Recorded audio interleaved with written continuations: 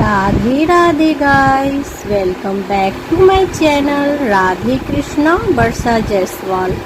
तो आप सभी कैसे हो?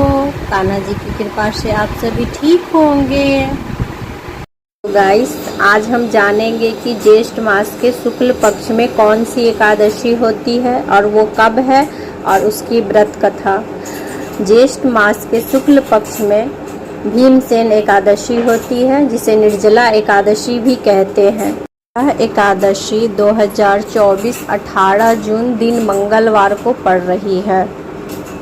17 जून दिन सोमवार को पूरे दिन एकादशी है, लेकिन हम अगर एकादशी और द्वादशी जिस दिन दोनों ही तिथियां होती है उसी एकादशी का व्रत का पालन करते हैं, इसलिए यह व्रत हम मंगलवार को करेंगे।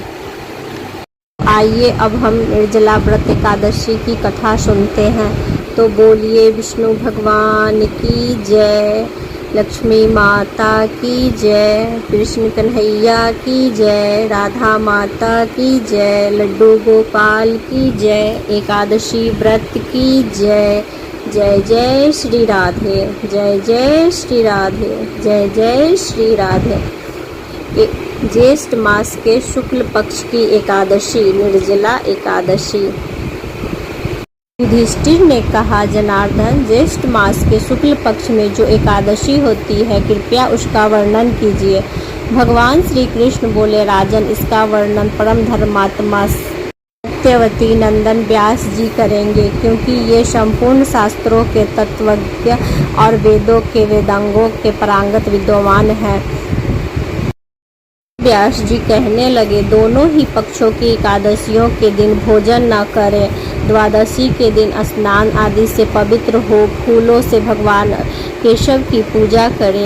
नित्य क्रम समाप्त होने के पश्चात पहले ब्राह्मणों को भोजन देकर अंत में स्वयं भोजन करें। राजन, जना शौच और मरना शौच में भी एकादशी को भोजन नहीं करना चाहिए। यह सुनकर भीमसेन बोले, परम बुद्धिमान पितामह, मेरी उत्तम बात सुनिए। राजा युधिष्ठिर, माता कुंती, द्रौपदी, अर्जुन, नकुल और सहदेव ये एकादशी को भी भोजन नहीं करते तथा मुझसे भी हमेशा यही कहते हैं कि भीमसेन, तुम भी एकादशी को न खाया करो, किंतु मैं उन लोगों से यही कहता हूँ कि मुझे भूख नहीं सही जाएगी। भीमसेन की बात सुनकर व्यास जी ने कहा, यदि तुम्हें स्वर्ग लोक की प्राप्ति अभिष्ट है और नरक को दूषित समझते हो तो दोनों पक्षों की एकादशी के दिन भोजन न करना।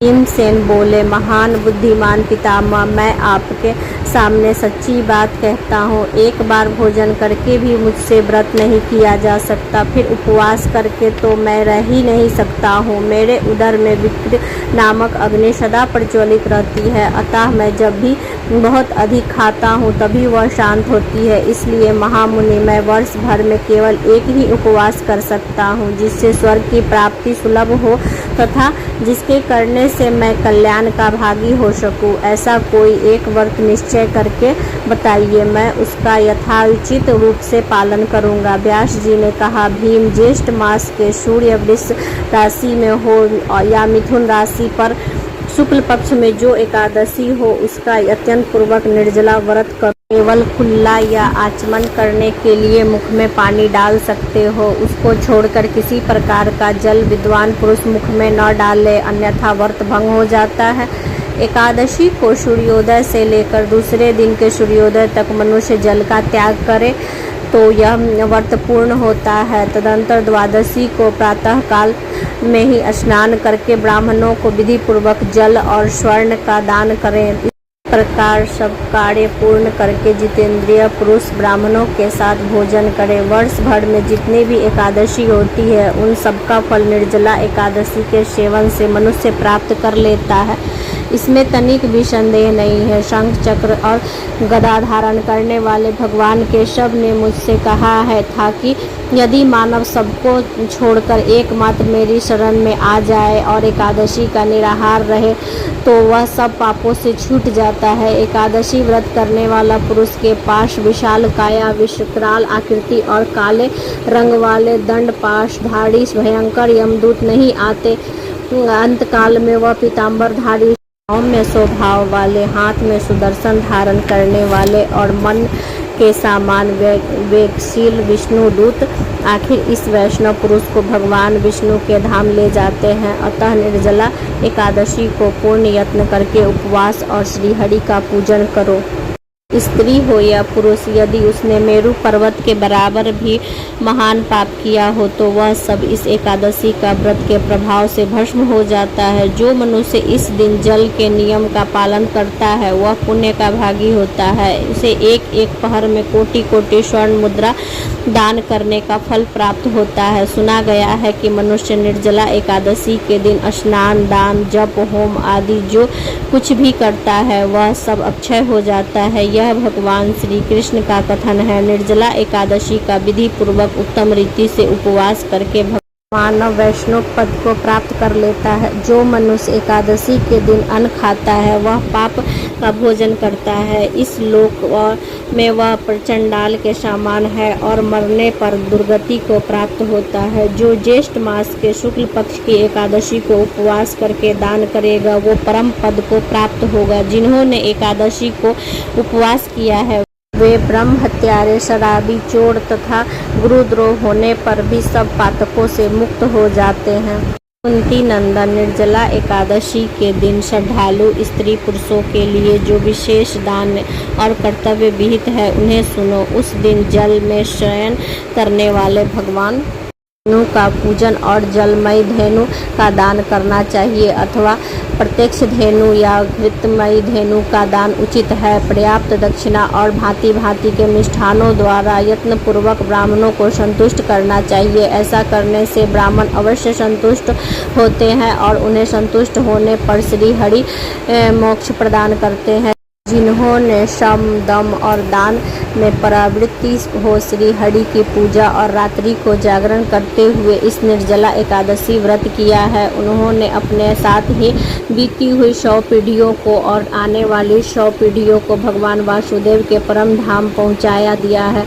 निर्जला एकादशी के दिन अन्न, वस्त्र, गौ, जल, शैया, सुंदर आसन, कमंडल और छाता दान करने चाहिए। जो श्रेष्ठ तथा सुपात्र ब्राह्मणों को जूता दान करता है वह सोने के विमान पर बैठकर स्वर्ग लोक को प्रतिष्ठित होता है। जो एकादशी की महिमा को भक्ति पूर्वक सुनता है अथवा वर्णन करता है वह स्वर्ग लोक में जाता है। चतुर्दशी युक्त अमावस्या और सूर्य ग्रहण के समय श्राद्ध करके मनुष्य जिस फल को प्राप्त करता है वही फल इसके श्रवण से भी प्राप्त होता है। पहले अंत धावन करके यह नियम लेना चाहिए कि मैं भगवान केशव की प्रसन्नता के लिए एकादशी को निराहार रहकर आचमन के सिवा दूसरा जल का भी त्याग करूंगा।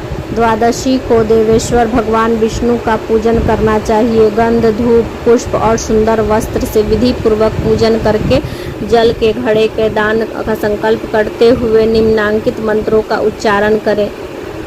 संसार सागर से तारने वाले हे देवेश्वर हरि केशव, इस जल के घड़े का दान करने से आप मुझे परम गति की प्राप्ति करवाएं।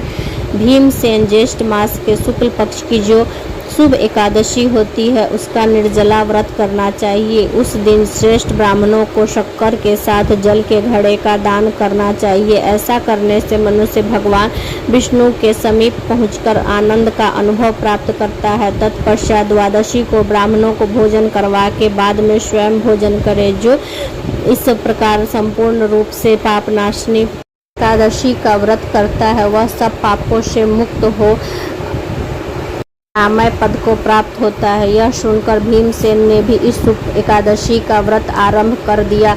तब से यह लोक में पांडव द्वादशी के नाम से विख्यात हुई। बोलिए विष्णु भगवान की जय, लक्ष्मी माता की जय, राधा माता की जय, कृष्ण कन्हैया की जय, लड्डू गोपाल की जय, एकादशी व्रत की जय। जय जय श्री राधे, जय जय श्री राधे, जय जय श्री राधे। अगर वीडियो अच्छी लगे तो लाइक, शेयर एंड सब्सक्राइब। कथा को शेयर करें और पुण्य के भागी बने। कथा सुनने से और किसी को सुनाने से बहुत पुण्य होता है। ओम नमो भगवते वासुदेवाय नमः। ओम नमो भगवते वासुदेवाय नमः।